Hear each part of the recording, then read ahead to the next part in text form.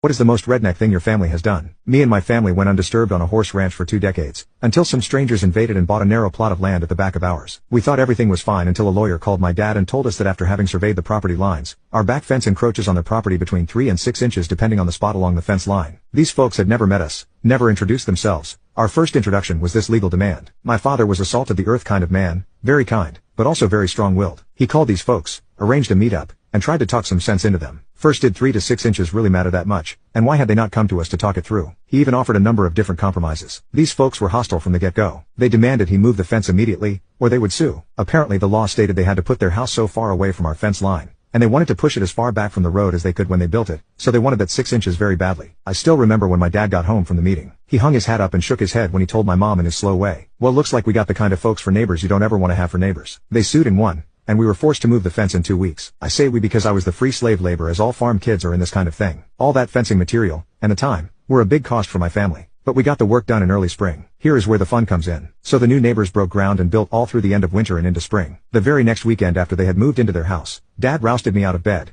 and we took the big truck into town to the lumber yard. I was extremely puzzled as we loaded up a bunch of fencing material and building supplies. We didn't have any big projects going that I knew about, and I kept asking him what it was for, but he just told me to wait and see with a devilish smile on his face.